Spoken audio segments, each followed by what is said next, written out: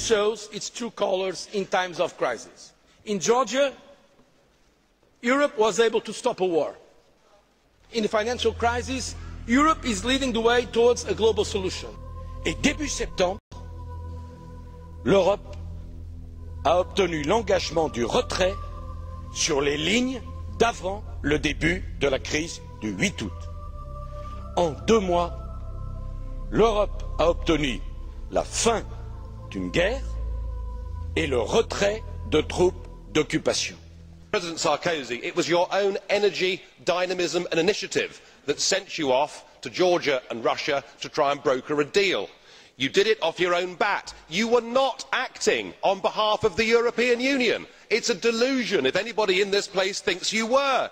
There'd been no council meeting, there was no resolution and there was no mandate. You did it as the French President and well done you. But if you're proposing that that's the model by which we should sort out our foreign affairs in the future, the idea that a permanent president or a permanent foreign minister decides on the hoof what the foreign policy of all of us should be and goes off and does this without reference to national governments and national parliaments, well, the answer has got to be no thank you very much indeed.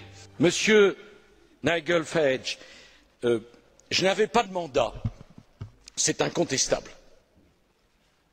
Mais franchement, quand les troupes russes sont rentrées en Géorgie, elles n'avaient pas de mandat non plus.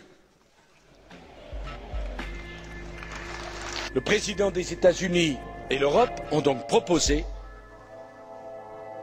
plusieurs sommets à partir de la mi-novembre qui porteront sur une nouvelle régulation, une nouvelle gouvernance mondiale. Today, Europe can propose the principles and rules that will shape a new global order. Je veux dire ma conviction que la crise appelle à la réforme des institutions européennes. La crise appelle à ce que l'Europe puisse apporter une réponse aussi puissante et aussi rapide que tel autre ensemble mondial, comme les États-Unis ont pu le faire face au drame qu'a représenté la crise financière. And as far as the financial crisis is concerned, I'm delighted that your original plan that everybody should club their money together in the middle fell to pieces. It was a good thing that the Irish and the Greeks and the Germans went off and acted in their own national interest. What happened at the summit was more a case of nation states agreeing with each other, which is fine and which I'm happy with. Et donc, nous aurons avec le président Barroso à construire une feuille de route pour le mois de décembre pour voir comment on apporte une réponse à la question irlandaise. Et j'ai bien l'intention, avant de quitter la présidence du Conseil, de proposer cette feuille de route et d'indiquer consensuellement les voies et les moyens pour s'en sortir. Je veux d'ailleurs dire une dernière chose, c'est qu'il n'est pas possible que la zone euro continue sans un gouvernement économique clairement identifié. On ne peut plus continuer comme ça. Je veux rendre hommage à l'action de la BCE. Je veux dire ma conviction que la BCE doit être indépendante, mais pour que l'action de la BCE trouve toute sa pleine mesure, elle doit pouvoir discuter avec un gouvernement économique. C'était ça l'esprit du traité. L'esprit du traité, c'est le dialogue, la démocratie et l'indépendance réciproque. We are indeed living historic moments.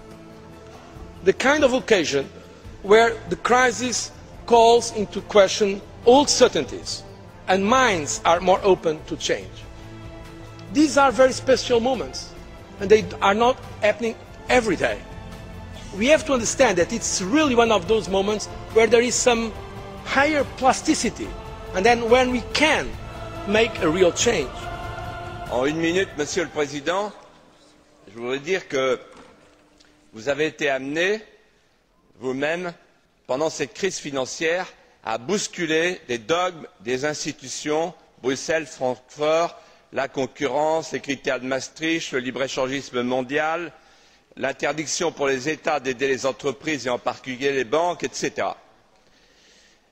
Vous avez évoqué il y a un instant l'affaire des fonds souverains qui est extrêmement importante pour l'avenir, pour sauver nos entreprises. lorsqu'elles sont, puisqu'elles sont à vil prix. Or, aujourd'hui, Monsieur le Président, le traité de Lisbonne, que les dirigeants européens, et vous-même en particulier, cherchez à maintenir en vie artificielle, ce traité de Lisbonne vous aurait empêché de faire ce que vous venez de faire. Il interdit toutes les restrictions au mouvement de capitaux, il interdit toutes les interventions et toutes les influences politiques sur la Banque centrale, et il interdit surtout toutes les aides d'État pour toutes les entreprises. La question est simple. Quel choix, Monsieur le Président, allez-vous faire? Avoir les mains liées ou avoir les mains libres? Pour avoir les mains libres, il ne faut plus le traité de Lisbonne, mais un traité qui tienne compte des leçons que tous ensemble nous venons de vivre.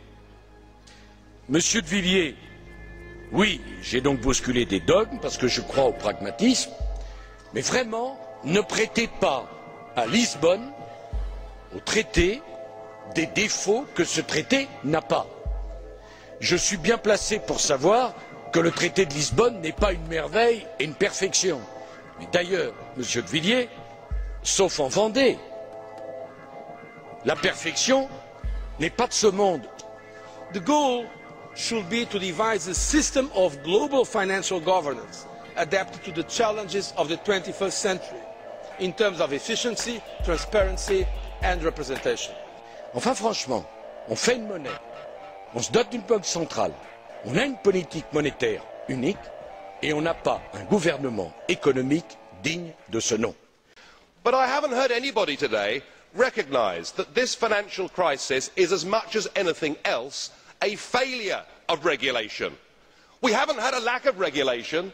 Under the Financial Services Action Plan for the last 10 years, we've had a blizzard of regulation. It has damaged the competitiveness of places like London, and it has not protected a single investor.